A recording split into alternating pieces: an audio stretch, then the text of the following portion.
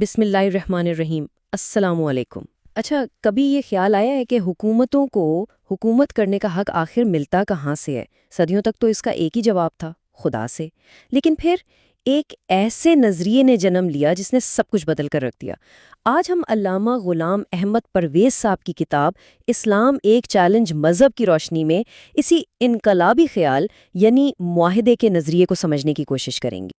دیکھیں، 17ویں صدی سے پہلے دنیا میں ایک ہی سوچ کی حکمرانی تھی، بادشاہوں کا خدائی حق۔ مطلب یہ کہ بادشاہ زمین پر خدا کا سایہ ہے، اسے حکومت کرنے کا اختیار سیدھا آسمان سے ملا ہے، اور وہ اپنے ہر کام کے لیے صرف اور صرف خدا کو جواب دہ ہے۔ عوام کا کام بس اطاعت کرنا۔ لیکن پھر ایک انقلابی خیال نے جنم لیا، ایک ایسا خیال جس نے کہا کہ نہیں، جہاں پہلے طاقت آسمان سے اترتی تھی، اب کہا جانے لگا کہ اصل طاقت کا سرچشمہ تو عوام ہے۔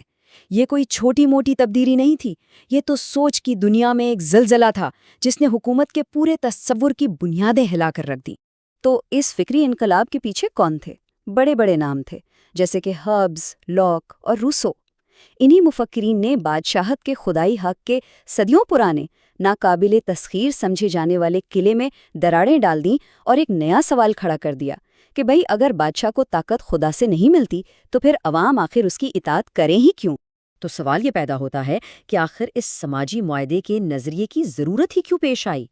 اس کا مقصد ایک بہت بڑے مسئلے کو حل کرنا تھا، یعنی انسانی معاشرے کو افراتفری اور انتشار سے نکال کر ایک منظم اور پرامن ریاست کی طرف لانا۔ ان مفکرین نے ایک تصور پیش کیا جسے وہ فطرت کی حالت کہتے ہیں۔ ذرا تصور کریں ایک ایسی دنیا کا جہاں نہ کوئی قانون ہے، نہ کوئی حکومت، نہ کسی کے کوئی حقوق ہیں اور نہ ہی کسی پر کوئی فرائض، بس مکمل بے لگام آزادی۔ یہ دراصل جنگل کا قانون تھا، جہاں ہر کوئی صرف اور صرف اپنے مفاد کے لیے لڑ رہا تھا۔ اس لا قانونیت میں ہر لمحہ عدم تحفظ کا شدید احساس تھا، یہاں تک کہ سب سے طاقتور شخص بھی رات کو سکون سے نہیں سو سکتا تھا، کیونکہ اسے ہر وقت یہ ڈر لگا رہتا تھا کہ کہیں کوئی اس سے زیادہ طاقتور آ کر اس کا سب کچھ چھین نہ لے۔ تو جب یہ حالت آپ کہہ لیں کہ ناقابل برداشت ہو گئی تو لوگوں نے مل بیٹھ کر ایک حل نکالا۔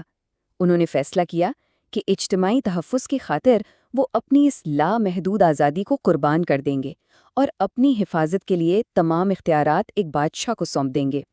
اب بادشاہ کا فرض یہ تھا کہ وہ قوانین نافذ کرے اور کسی کے ساتھ ناانصافی نہ ہونے دے۔ لیکن ایک منٹ، ایک بہت اہم بات یاد رکھنے کی ہے۔ یہ کوئی سچا تاریخی واقعہ نہیں ہے۔ ایسا بالکل نہیں ہوا کہ ایک دن سارے لوگ کسی میدان میں جمع ہوئے اور کسی معاہدے پر دستخط کیے۔ نہیں، یہ دراصل حکومت کی بنیاد کو سمجھانے کے لیے ایک بہت ہی طاقتور ایک فکری اور فلسفیانہ دلیل تھی۔ اب آتے ہیں اس کے نتائج پر، اور یقین کیجئے اس ایک نظریے نے دنیا پر بہت ہی گہرے اثرات مرتب کیے۔ اس نے بادشاہت سے اس کی وہ آسمانی مقدس طاقت چھین لی اور ایک نئے سیاسی دور کی بنیاد رکھ دی۔ یعنی طاقت کا جو توازن تھا نا، وہ پوری طرح سے بدل گیا۔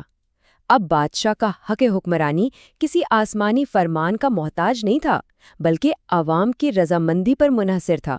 اور ہاں، اس معاہدے میں ایک شرط بھی شامل تھی کہ اگر بادشاہ اپنی ذمہ داریاں پوری کرنے میں ناکام ہو جائے تو عوام کو اپنی یہ رضامندی واپس لینے کا پورا حق حاصل ہے۔ تو اس نظریے کے اثرات کیا ہوئے؟ انقلابی۔ ایک تو یہ کہ بادشاہت کا وہ جو مقدس لبادہ تھا وہ اتر گیا اور وہ محض ایک انسان ساختہ ادارہ بن گئی۔ اصل طاقت یعنی اختیار کا سرچشمہ عوام کی مرضی کو قرار دیا گیا، اور اسی ایک خیال نے، اسی ایک نظریے نے جدید جمہوریت کی بنیاد رکھی۔ لیکن جیسا کہ اکثر ہوتا ہے، ایک مسئلے کا حل ایک نیا سوال کھڑا کر دیتا ہے۔ بادشاہت کی بنیاد کا مسئلہ تو جیسے تیسے حل ہو گیا، لیکن جمہوریت کے عروج کے ساتھ ہی ایک نیا اور بہت پیچیدہ سوال سامنے آ کھڑا ہوا۔ اور وہ نیا سوال یہ تھا کہ اگر حاکمیت بادشاہ کی نہیں، خدا کی بھی نہیں، تو پھر آخر ہے کس کی؟ ریاست میں حتمی اور آخری فیصلہ کس کا ہوگا؟ اسی ایک سوال نے اگلے کئی 100 سال کے سیاسی فلسفے کا رخ متعین کر دیا۔ اس سوال پر تو بھائی مفکرین میں ایک نئی بحث چھڑ گئی۔ روسو جیسے مفکرین نے کہا کہ حاکمیت مجموعی طور پر تمام عوام کے پاس ہے۔ لاک نے اس دائرے کو تھوڑا چھوٹا کیا اور کہا کہ نہیں جناب، فیصلہ اکثریت کا چلے گا۔ آگے چل کر کارل مارکس نے ایک بالکل ہی مختلف زاویہ پیش کیا اور کہا کہ اصل حاکمیت تو معاشی طاقت میں ہے، یعنی ان کے پاس جو پیداوار کے ذرائع کے مالک ہیں، اور اسی بنیاد پر سرمایہ داری نے سرمایہ دار طبقے کو اور سوشلزم نے محنت کش طبقے کو حاکمیت کا مرکز مانا۔